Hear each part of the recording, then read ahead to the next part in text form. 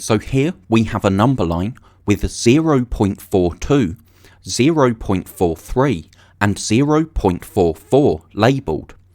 So the labelled values are going up in hundredths, but to get from 100th to the next, notice that there are 1, 2, 3, 4, 5, 6, 7, 8, 9, 10 small lines, and 10 thousandths is the same as 100th, so these small lines must be thousandths. So what number is the arrow pointing to here? Well, it's 3 lines, so 3 thousandths after 0.42, so that's 0.423. Now we have 1 thousandth after 0.43, so that's 0.431. Now we have 5 thousandths after 0.43, so that's 0.435. And finally, we have 0.438.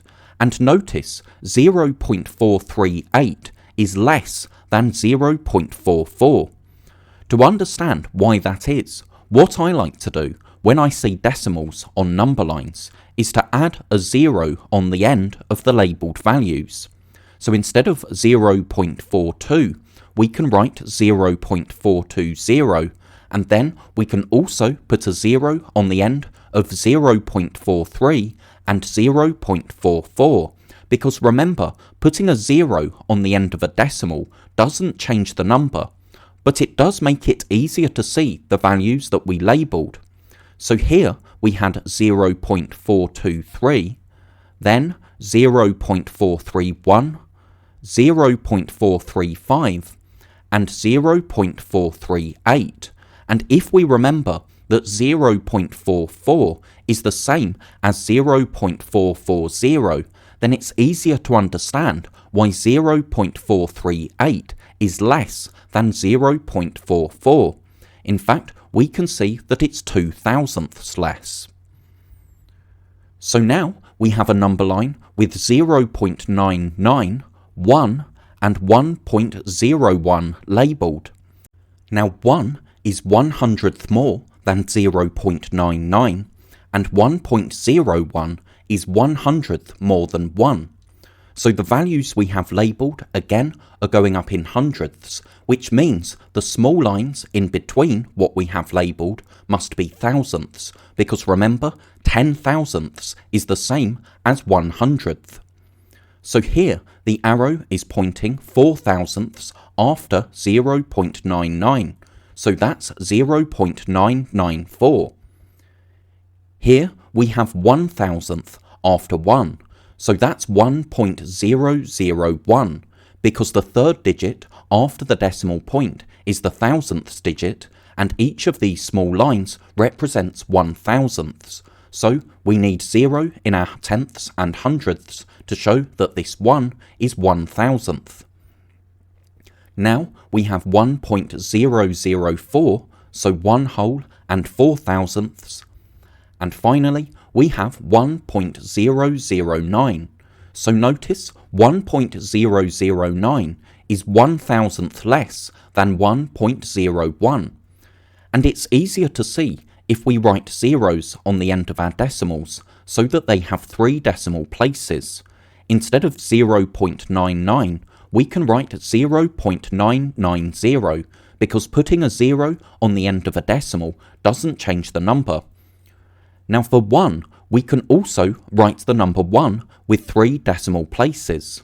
That's 1.000, because we can always put a decimal point and then zeros on the end of a whole number, and that doesn't change the number.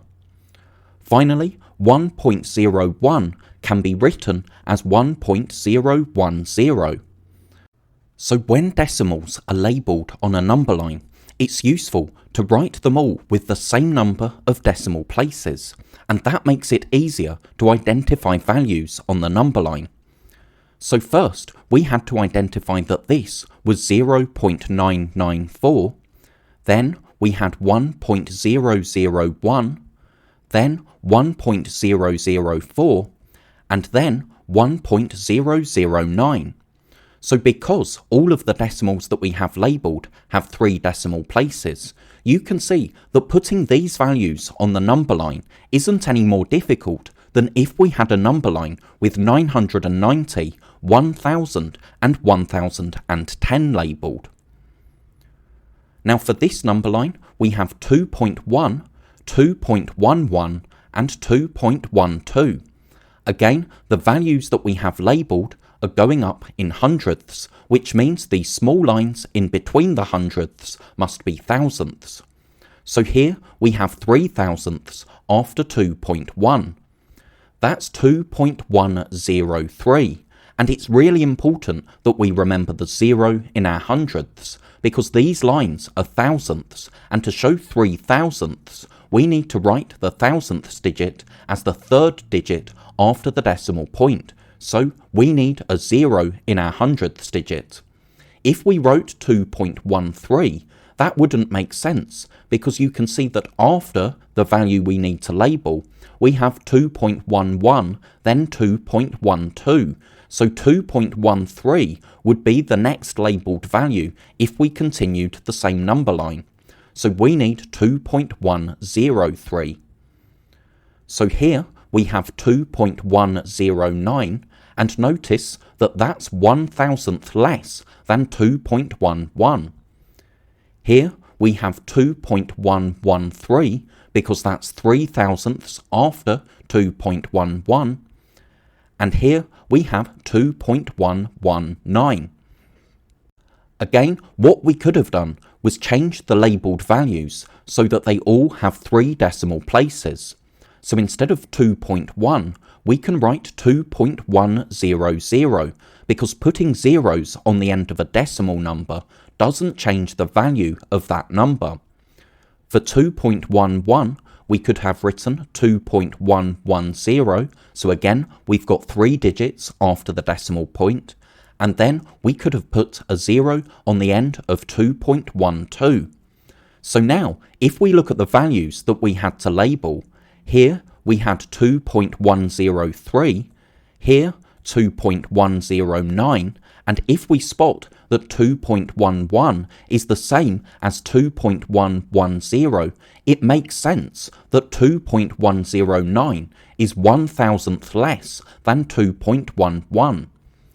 Here we had 2.113, and finally our last value was 2.119.